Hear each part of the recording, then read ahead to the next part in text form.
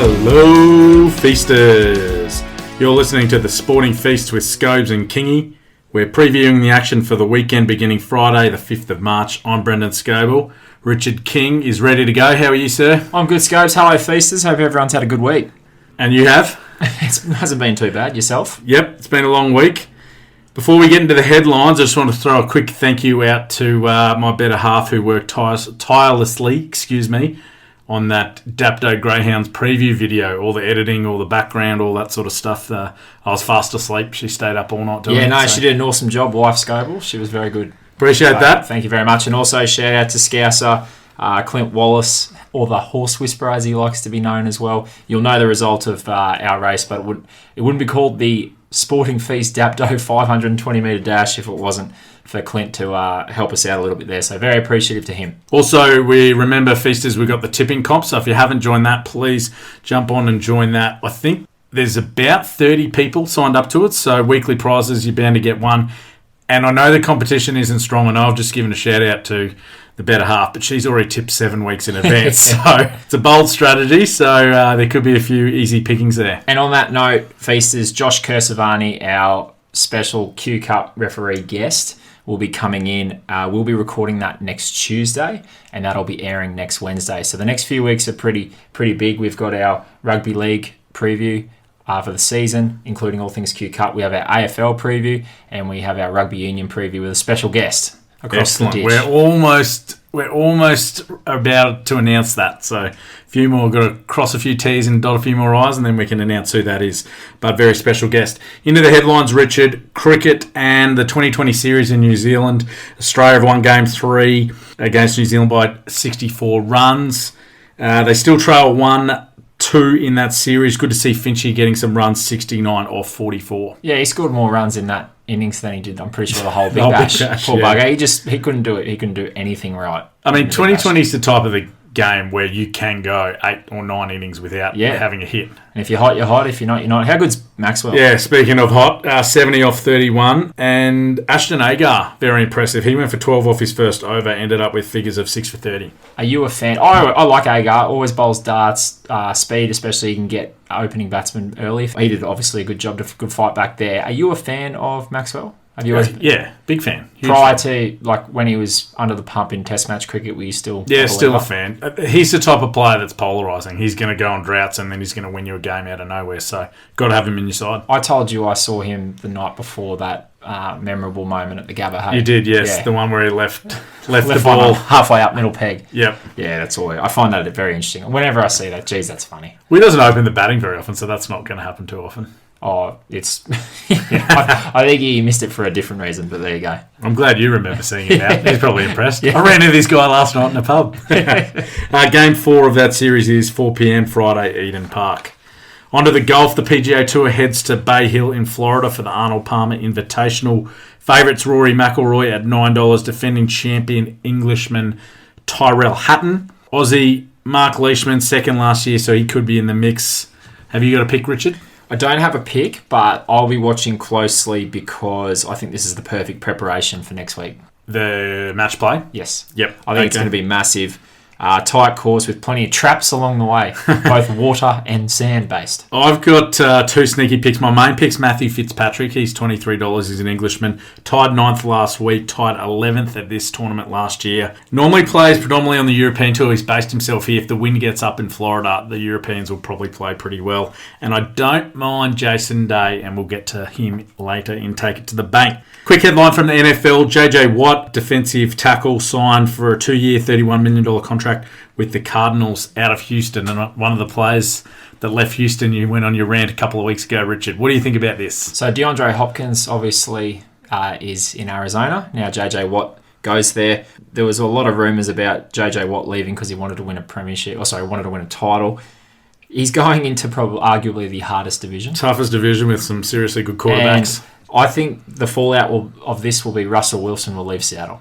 Yeah, that could eventuate. So we're talking. But where there's smoke, there's fire there too. So this division, Feasters, is Arizona, LA Rams, Seattle Seahawks, and none other than the San Francisco 49ers. So Rams have Stafford now. Wilson would be there with the Seattle, and you've got Garoppolo at San Fran, possibly. And the scary part is with that Arizona defense, you throw in JJ Watt, and they're still probably the third best defense in that division. I've got a note here. Teaming with Chandler Jones, they're going to have a pretty good pass rush if they can get it all together. It's how far can Kyler Murray take them? Yeah, absolutely. Again, though, that division is intense. Yeah, it's crazy. You got to play them 6 times out of your 16 games. Good luck. And obviously, it's a big figure. I really did think he might go to the Brown Doggies or Green Bay. Yeah, I thought possibly the Bills too. Their secondary is really good, so shoring up that defensive line would have done them a world of favours. Give it back to Cooks. 3 on the shot. Newley had to put it up. Shabam! On to the basketball, Richard, and we're going to talk a little bit of NBA. We're coming up to the All-Star break. It was a big day Thursday, and the final games will be Friday before the All-Star break. Before we get into it, Atlanta ex-coach Lloyd Pierce was sacked. Nate McMillan has taken over their last 2 games, which they're 2 for 2. I know Feaster Adam Vanderlyn is very happy about that. He's a big believer in the Hawkies. They were supposedly projected to be a top 8 Eastern Conference team at the start of the year, considering they brought in Rondo, Bogdanovic, and Capella had a little bit more time at the Hawks. Probably, and you mentioned this. Slow start to the season. Very slow start. They're up below 500. They've just beaten Miami, and they just came back on Thursday to beat Orlando. Very big fourth quarter there. They're led by Collins and Trae Young with Capella playing the center role there. That's massive. James Harden returned to Houston, and this would be probably a bigger spectacle if it wasn't for COVID. Yeah. They absolutely belted Houston 132 to 114. Harden had a lazy 29 points to go with 10 boards and 13 assists, another triple-double for him. In that same fixture, the reason why it's important, Victor Oladipo went for 33. I reckon he's played his last game in Houston, and I think he's on the trade block there. John Wall went for 36. Houston were shorthanded in that game, only had an 8-man rotation. They played 8 deep, and Oladipo and Wall, for those playing at home, took a combined 55 jump shots. 55 attempts. I watched this game this afternoon. They were jacking up the shots, Wall and Oladipo, to the point where there were open men they were leaving open. So, yeah, I think you're right. Oladipo getting his stats up and looking for a trade piece. If he stays around after the All-Star break, I'll be very interested to see if he rests for the rest of the season. I'd be curious to see. Surely they'd move him on because he's going to leave in free agency. Yeah, we'll see what happens there. Now, Mass, probably the best game of the day, arguably, was on Thursday, was Philadelphia 131 beating Utah 123 in overtime. Utah aren't very happy, thought they got stitched up by the refs, and they probably did. Yet again, Joel Embiid was involved in that, but I don't want to take too much away from his performance. He had 40 points to go with 19 boards. Ben Simmons, Feasters would remember, had a very good game against Utah a few weeks ago, scoring 40-plus points in that. He had 17, and Tobias Harris had 22, so there's your big 3 contributing there. Donovan Mitchell had 33 in the loss for Utah, and the other Aussie involved, Slow Mo Joe, had 16 points to go with 6 boards. Joel Embiid, is he still your MVP favourite at the moment? No, he's not. I don't think I ever had him as my favourite. It's interesting you mentioned MVP. I've got a 3-horse race, not including Joel Embiid. I've got James Harden slightly in front at the moment. Since he's gone to the Nets are 15-5, and he's averaging 26, 9, and 11. To put that in comparison to the other 2 I've got in the MVP race is Jokic, who's averaging 27, 9, and 11, which is virtually the same stats, and LeBron 25, 8, and 8. And the Nets have only played 7 games with their big 3, and they're 5 and 2 in those games. I don't think LeBron will get it, but I do agree with the other 2, and I'd have Embiid as the third one. And so the reason why I think Harden is edging his way in front is because of what's going to end up the best record out of those 3 sides. And in other results, shout out to TJ McConnell. How's this one? 16 points, 13 assists, 10 steals, triple-double. And his 16 points was 8 of 8 from the field. There was another NBA player, I forget who it was, a couple of years ago, who was getting constant triple-doubles with blocks. AK-47. I think you took Andre Kirilenko from Utah Jazz. He got a quadruple-double. A quadruple? Yeah, so he was an absolute freak. Now, Scobes, before we move on, as I said, Friday will be the last round of fixtures prior to the All-Star break. Anything catch your eye in the first half of the season? Was there a theme or a discourse? There's sort of 2 things that step out for me. One being the season's too long, but that's been an issue for me for a number of years. I think your brother tipped me into that a while ago. The second is the top-end talent in the NBA is so bloody good, it's not funny. I can't remember a time, admittedly, I've only been following basketball probably the last 20 years, so that's my sample size, but I can't remember the top-end talent being this good. let me give you a starting 5, and we'll see if there's a better all-time 5. LeBron, arguably the best player ever. Steph Curry, probably your best point guard of all time. He's going to be your best shooter, hands down. Kevin Durant, would he be the best 3-4 person in the history of the game? Possibly when he's done. Jokic is an MVP caliber person right now, and when he's all said and done, his numbers are going to marry up. And throw in Kawhi. And that's just 5 of probably 15 players you could sub in there. So I think the top-end talent in the NBA is great, and that's why it's a superstar league. What are your thoughts? Biggest thing from me is every team hasn't begun tanking yet. There's a number of teams where I can't understand it. Detroit beat Toronto on Thursday. Toronto was shorthanded because of COVID issues, but they still had Kyle Lowry leading their team there. I couldn't believe Detroit won that game or are trying to win. But then again, it's the first half of the season, so you see a lot of teams drop off, and we spoke about tanking before. So everyone's jockeying for position. I think it's after the All-Star break, that's where teams start to get a bit more serious. So I do expect to see a few more teams cutting rotations, so you won't see as many teams playing 10, 11 deep, and they might start taking a little bit more seriously, especially in the West, because every game is so very important. The other thing that I had down here was the healthiest side is probably going to go quite deep. That's no Einstein. Yeah, Einstein effect there, but I just really think injuries will play a big role in who makes the championship games this year. Now, Scobes, onto the NBL Cup. I absolutely fed it to the Adelaide 36ers due to their last 2 performances of 6 and 8 in the first quarter. The Bullets started Wednesday night's fixture against New Zealand Breakers down 22-2. 22-2, yeah. It's like a footy score. Oh, look, they just like coming from behind. They did get it back to 5, but that 2-3 score possession game, and they just couldn't get it done. Now, it's a big week for the Bullets. They play the Perth Wildcats and they play Melbourne United later on, so Friday and Sunday off the top of my head. Historically, the Bullets play Perth pretty well, and in terms of when they play Melbourne United, it was pretty close in Brisbane a few weeks ago. So they're probably hoping they split them, especially with Goulding out. I did get in touch with Matt Hamilton-Smith, and his synopsis of the NBL Cup at the moment was very short and sharp, and I thought the feasters would probably want to hear it. Here we go, and I do have to change a few of the words due to the PG rating that we have. The Bullets bigs, so he's talking about power forwards and centres, and he's talking mostly Harrison, Froling and Hodgson, are disgusting as predicted. Bryce Cotton's still getting every whistle. In terms of Bubbles and Illy being injured at the moment, Mitch McCarron, as we said, Mitch McCarron's really stepped up in justification of his selection in the Boomer squad. The Southeast Melbourne Phoenix are circling, and Brokoff, it's not only a matter of time before he gets on the court, and they got done by Perth by 1 point, and they looked pretty good in that fixture, so expect to see them improve in leaps and bounds over the next few weeks. And the last one, and again, Adelaide 36ers are, he's used one word that starts with F, but I'm just going to say, disgusting. Yeah, okay. Again, so thank you for that, Hamo. We'll get Hamo's power rankings after the NBL Cup, because obviously there's been a few significant injuries, and we'll get his thoughts there. Awesome, Richard, thank you. Let's get into a bit of football. Reset to Gerard.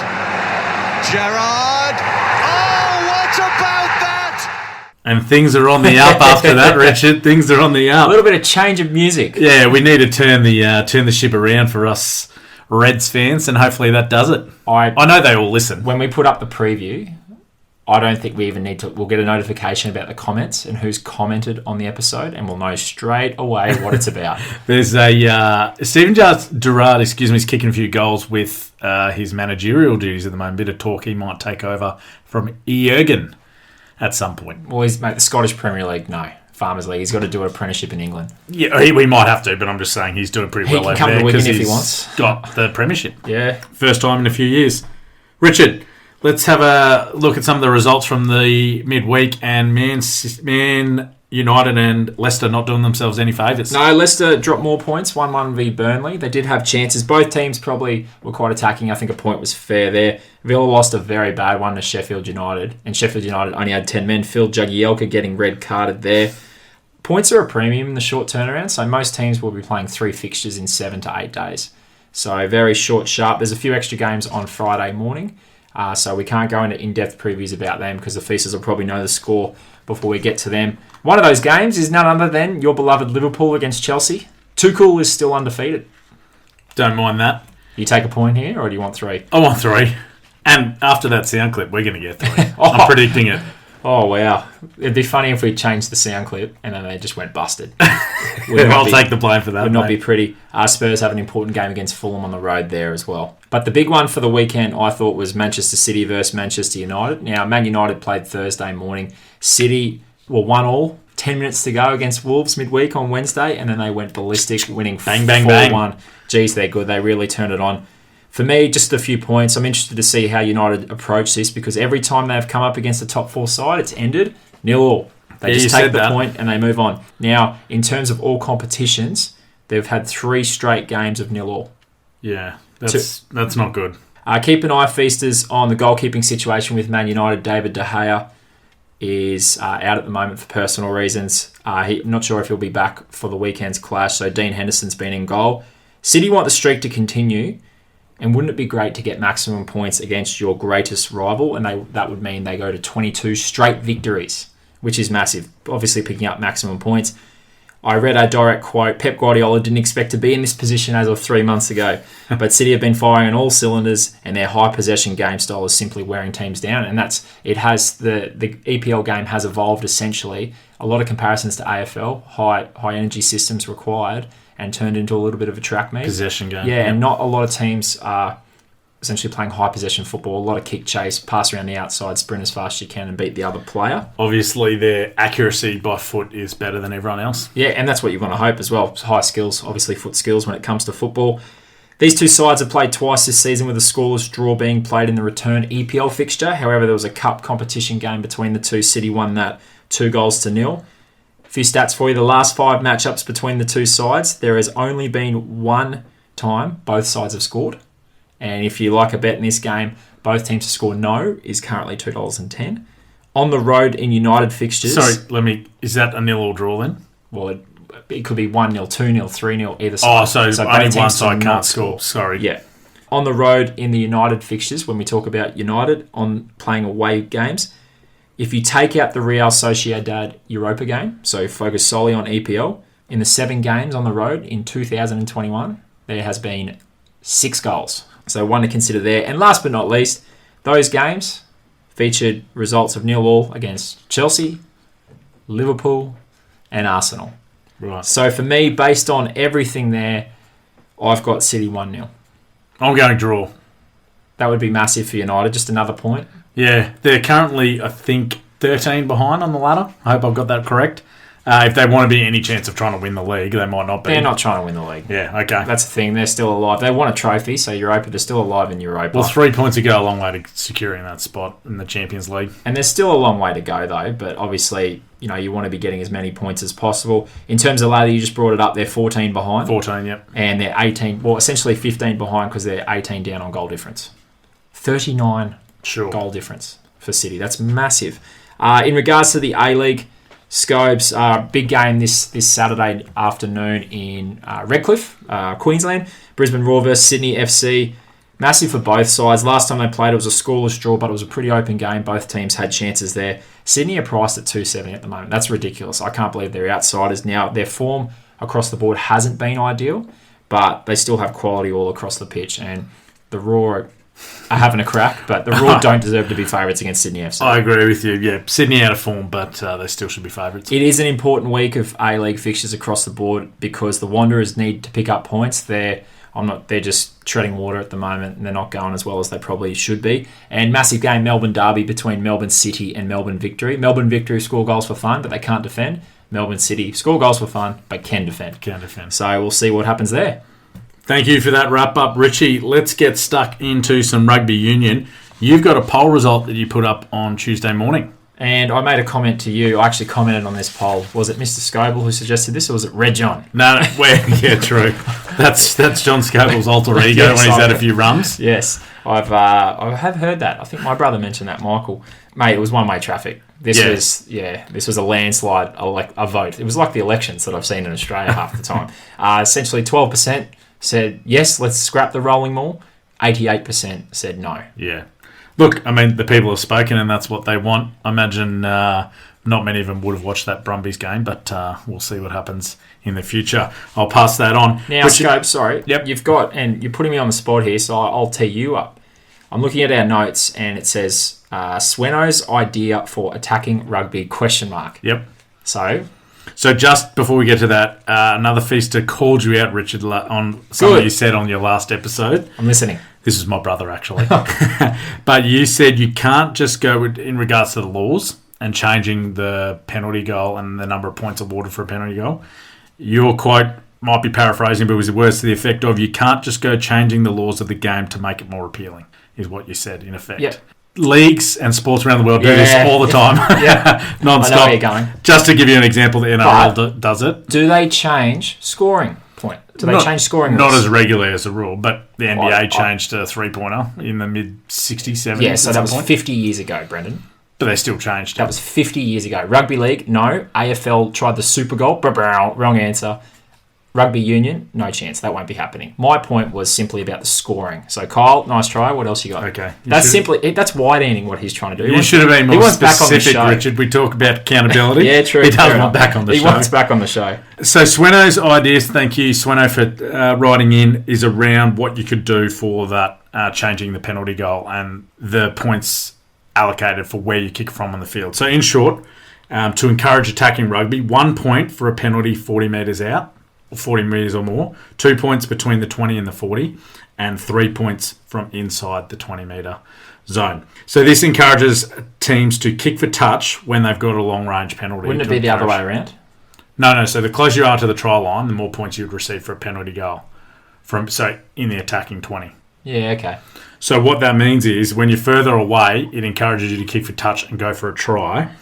And he references you here quickly. He says, I think Kingy's missing the point, is that not all penalties are created equal. And he uses soccer as an example. In soccer, a free kick on the halfway does not result in a penalty kick from the spot, whereas a free kick in the box will result in a penalty kick. Exact same infringement. One, you get a direct shot and goal. That's the funny part. I dare say, if you talk to soccer referees and soccer pundits in general, they'll tell you that a foul on halfway sometimes is a foul, and a foul in the penalty box that is the same as halfway generally gets waved away. A little bit more waved away, but make a good point. Letter of the law, it is the exact same thing. But he wasn't calling you out to have a go at soccer. He's just saying that if you change the structure of the points rewarded for penalties, you encourage attacking rugby. So a scrum 50 metres out should not have the same value as a penalty given 1 metre out, which in effect would do that. I haven't been able to pick any holes in that. Sweno's pretty confident that it would hold up if they change the laws, but obviously it's never. I don't think it'll be happy. Maybe you should take that to the ARU and see what they say. Would they have someone that answers the phone? Have you seen how bad? There's no rugby app. I was complaining about this today. There's no good rugby app. Oh, there's a rugby app. It's just not any good. It's not any good. That's how I check the team scores. Compared to the NRL and AFL, the rugby apps are terrible. Media so much with that. Put a couple of million into app. My concern with it's not, you can't change the scoring rules, and you could change the rule interpretations around the field in terms of certain things. Maybe the other option is... Well, rugby did it a few years ago. Well, sorry, probably 20 years ago when they changed 4 points to 5 points for a try because they wanted to promote try scoring. Could you change full-arm penalties? Yes. Identifying full-arm penalties versus short arms. Yeah. That would be my For me, it doesn't have to be the changing of the points. It's just got to be something that deters kicking for goal and promotes going to the corner or kicking. Yeah. But the way around short arm is, okay, you're 25 out directly in front, kick it to yourself, drop goal.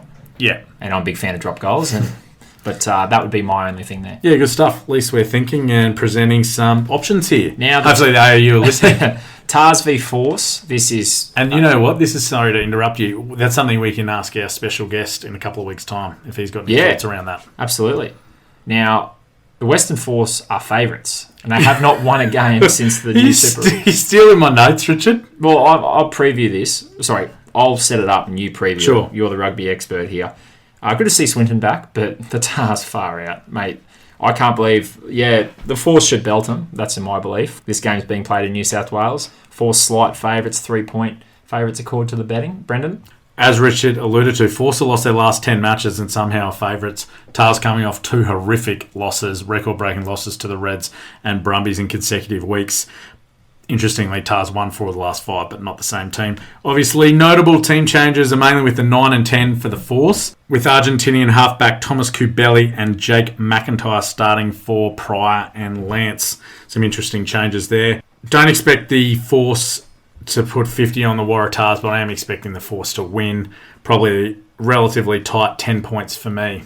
Well, the line's 3. I actually thought this was pretty close to my take it to the bank. I had probably the silver medal option. Well, you've got this in take it to the bank? No, I don't. Oh, nice. I just had a look, I thought Jake McIntyre was familiar, X-Reds. Yep. Yeah, he's been around the block a few times. A few, that's one of my gripes with Super Rugby is that players move teams regularly and you don't get true Queensland or true New South Wales sides. And he played for Brisbane City in the, what was that comp, the local competition, NRC. Yep. And then did a little stint in the French, Clermont. Next one, Feasters, we've got ACT hosting the Melbourne Rebels. Will this be a penalty goal-a-thon for the Rebels again, Brendan? I hope not, because that's not going to get it done against the Brumbies, and if they want to win the game, they'll have to score at least 3 tries. Rebels won 6 of the last 10 between these sides, the home sides winning 7 of those. The last time they played Rebels, good victory, 30-12. Don't expect that to happen again. Brumbies have won 17 of the last 18 at home. That's a formidable stat there. Notable team changes. It's in the pack. CO in for Slipper for the Brumbies. And former Red and a local product of Queensland, James Hanson, is replacing Jordan Ulysses at hooker for the Rebels. I didn't see enough attacking flair from the Rebels last week to trouble the Brumbies. Brumbies set piece, as we talked about, that rolling maul's phenomenal, and that should set a seriously good platform for them. Won't be a blowout, but I have the Brumbies by 13. Well, the line is 13. Is it? Did you know that? No. I think the Rebels Plus is, I had it as a bronze medal. Okay. So if you like a little sneaky... Is it 13 or 13.5? 13.5. Ah. So I could be right and you could be right. Yes. Excellent. So I could... Well, you'd be a tie. You'd be exactly right. Yeah. So I was probably honestly going to take Melbourne Rebels Plus into the Force. Yep. So that's where I'm at there. Did you want to mention Six Nations? No, they're having a week off this week. But in terms of anything else? No, there's nothing to talk Any about fallout? there. No, I don't think so. I'm not sure when they're going to reschedule that France-Ireland game. Scotland. Yeah. Yes. I'm glad you're on top of No, that. that's Just right. testing you, mate. Well, I was going to say any ref fallout because I know I googled on I don't Tuesday, think so. Wednesday. Rugby union's not big on fallout for referees, so he might get a touch judging assignment this week, but he'll be back the next He week. might get a 4th official, hold up some subs and then come back. It's a little sad there. Richard, Group 1 horse racing we've got this weekend. Here we go. Who needs sound effects when we've got Richard the horse in the room with us? Let's head to Randwick first. The Randwick Guineas 1,600 metre set weights for the 3-year-olds. Aegon? How do you pronounce that horse? Well, it doesn't matter. Aegon is the Kiwis' favourite. Is that Randwick Guineas? Well, it doesn't matter because I've gone Mwangu each way. Mwangu. Yeah, good price. Is it Mwangu or Mwanga? Mwanga, like Yeah. Richie. Yeah, exactly. Famous Kiwi fly half. Canterbury Stakes also at Randwick, 1,300 metres. Weight for age. Bivouac the favourite. Did you happen to see who's riding your mate Bivouac? No, but if Would you happen to hazard a guess? Oh, mate. G-Boss, no votes. Who, by the way, added us on Instagram. No, liked our comment on Instagram. Yeah, well, his page did. I don't know if he was doing it. Let's He hope could have been doing it mid-race the way he rode that thing last weekend. So, who knows? Bossy's on Bivouac in the Canterbury Stakes. I've gone with it. But if it loses, geez, you're going to tally him up, aren't you? Well, this is the scenario we find ourselves in. How can we abuse people for poor performances and then want them to follow us and share our information out there? It's a tricky tightrope we're walking here, Richard. I like Savigliano, another Godolphin horse there. Australia Cup down at Flemington, 2,000 metres weight for age. Steel Prince for me at a sneaky price, $12. 50 stars would go super close. I just can't trust John Allen. It's short too. 16 horse field, you've got to take $4. I've gone with Homesman. I thought Homesman was a decent price. Only concern Flemington record. There's a horse in that race also that's won it a couple of times. Your knowledge is phenomenal. Help us out. No clue. I haven't done that much in-depth knowledge, but I've gone Homesman. That's okay. And Newmarket, 1,200 metre up the straight for the sprinters. September run, extremely short here. $2.25, another 16 horse field. September run's been a black book for quite Harlem. some time. Harlem. That's Harlem. Right. Yes. So Came to me. Yeah, I've gone September run. I can't see anything. It's the best horse in the race, I'd imagine. Harlem's $31 and $8, by the way. I think both times it won, it's been 50 plus. Dual winner. Yeah, there you go. So there you go. I could be horse whisperer, could be trouble. I could be riding form. Mate, we are absolutely flying, and I don't think the episode hasn't been too bad. We're not rushing through it. It's just we're not done yet. Take it to the bank. Oh no, that's what I meant. We're at the finale, the big part. Ching. Okay, Richard, let's start with your best, please. Turn the Tide. I've gone Southampton to beat Sheffield United, $2.10. I thought that was the name of a horse, Turn the Tide. That's the name of your bet. Yes, they play Sunday morning. Sheffield United, big win against Aston Villa. Played majority of the game with 10 men. They're going to be knackered. Huge result for them. I think it's going to be difficult for them to back up. Southampton were a little bit unlucky not to get at least a point against Everton on Tuesday morning. A little bit more time, and they need this one. And they've had a pretty difficult run. They haven't won in a while, but when you have a look at who they've played, I definitely think this should be, I don't want to say a walk in the park, but I'll be pretty annoyed if they don't win this. So I've taken Southampton at $2.10. I expect Danny Ings and Ward Prowse to cause them all kinds of trouble. You're good on your football, Richard. I'm expecting a result there. For me, my best, apologies, Feasters. This will have started by the time you're hearing this. Mate, seriously. Get on the Instagram. I'm going back to the well because the well isn't dry, Richard. I'm at the Golf Arnold Palmer Invitational Top Aussie Jason Day at $3. Only 5 in the field. No Cameron Smith. He's sitting this one out. Day finished tied 18th last week, and he was there and thereabouts, but he just couldn't make any putts. Expect him to do better. Leishman did finish runner-up last year, as we've previously said, but he's been out of form. Hasn't had a top 10 in his last 8 tournaments, and has been outside the top 30 on 5 of those. So Jason Day, $3 top Aussie. $3. Where can you get that anyway? That was Sportsbet, I believe. Nice. Yeah, you get it anyway. Okay, my value, race 7 on Sunday. Yeah, interesting approach. There are some big races on Sunday and Monday across the board. So I've gone to the Black Opal, which is a big race in Canberra this Sunday. A little bit of a feeder to the Slipper. There's Group 2 and Group 3 racing all weekend. I've gone race 7, number 5, Kalishnikov at $4.60 to place. Kalishnikov. It's currently $17. The win is quite juicy. I'll have a little something on that, but I'm going horrendous and take it to the bank, so I need to try and lock in a place win. Richard, come on, just go for the throat, son. It had a horror start to its career, so in its first official prep, didn't win anything, didn't go anywhere near it. Had a bit of a spell then. First up, raced at Gosford, went bang. Did have a bit of a difficult run there. Now, the reason why I do like it at the price, just a little bit here, so it won that over 1,100 metres, and it was 0.2 seconds slower than the fave, who won a race at Rose Hill over 1,100 metres. The difference, the Rose Hill race was on a good track, and Kalishnikov won on a soft. Okay. And the favourite's $2.50. The slight concern with this is that favourite is a dual acceptor, so it could be racing on Saturday. And if that's the case, then there'll be massive deductions. But even still, lock in the $4.60 now. When it won that race at Gosford Scobes, I didn't think it had the best run in transit. Got caught a little bit wide. It is second up now, so it'll be a little bit fitter. Well, I hope so. And $17 is massive overs. $4.60 is even better at the place. Take it, and let's hope cheer it home on Sunday. Good Kalishnikov. Stuff. Kingy, I've gone a little rogue here, and look, in full disclosure, I've stolen my tips this week off an unnamed source who I heard on a rival show. Oh, lovely. So I'm just going to claim it as mine. I'm going a 3-leg racing multi at $8.45. So we're going to the Canberra Stakes, which we've already talked about. Savatiano, the place. Yep. Big win last start. That was in a race where you had Mizzy, I believe, and it just kicked and dominated there. Bivouac's the best horse, but I expect to be on pace and at least hold on. This will be funny when place there. G-Boss beats you out for third. If he beats me out, mate, I'll unfriend him.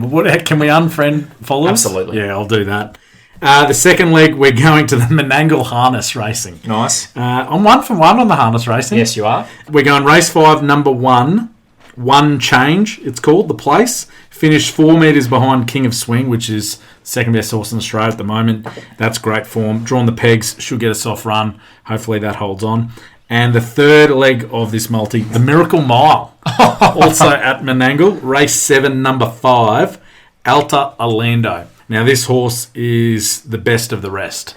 So King of Swing's in this race. King of Swing, $1.40 favourite. And this is a stable mate to King of Swing.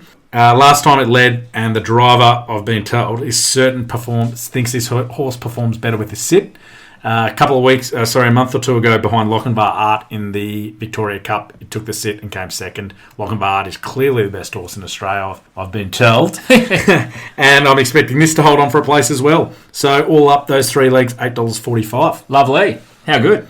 That's all, Richard. We flew through this episode, as you've mentioned. And massive Tuesday, Josh Kersavani comes on for our All Things Rugby League. Feasters, if you've got any questions for him, please get in touch with us at the Sporting Feast on Instagram or via Facebook. I've already had a number of questions from his colleagues. I think they're trying to stitch him up, play a bit of back and forth there. He's going to be awesome. As I said before, he was one of the first initial refs and part of the Q Cup when they took it to PNG, so he's got a few stories as to how that started out. Not to mention he's seen some fantastic rugby league players playing Q Cup who now play in the rugby league system. So he's got plenty to talk about there on That's a Special episode on Tuesday, dropping Wednesday. Awesome. And our Tuesday episode, as normal, we'll review some of the weekend's action. Hopefully promote the Take It to the Bank segment with a couple of collects, and we'll get into pubs full because I'm sure some people will be in there. Lovely. Feasters, have a great weekend. Ciao for now. Stay hungry.